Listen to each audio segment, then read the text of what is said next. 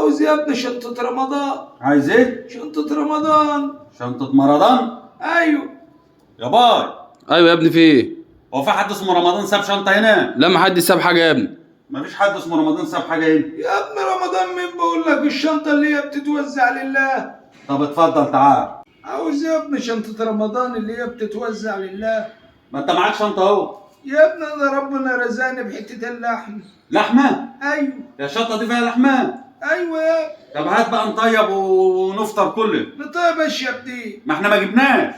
طب انا اعمل لك ايش ما جبتيه؟ يا عم ربنا رزقك وربنا يرزقنا وكلنا الدنيا ما هي ماشية كده. هات بس ده انا. يا ابني هتاخد ايش بس؟ ده انا احط لك بطاطس وبرش جوز الطيب وورق مروه.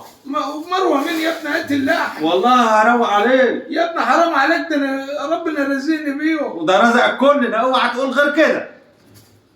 طب خد لي جاي. ليش خدت مني اللحمه يا ابني؟ ما احنا بنطيبها. بتطيبها وما عطتنيش شنطه رمضان. لا، شنطة رمضان اهي اهي. رمضان كريم، رمضان اللي انت بتدور عليه. يا ابني رمضان ايش؟ ده شنطه فاضي. ما انت خد املاها بقى. يا اخي منك لله. الله يعزك. حسبي الله ونعم الوكيل في جدتي. والله العظيم ده الناس لبعضها ما محتاجه يعني، ما تقولش لا كده. ما تاكلها. لا هاكلها واشيل لك شويه مرق. يا اخي منك لله. الله يخليك، ده انا ما دقتش اللحمه ادري سنتين.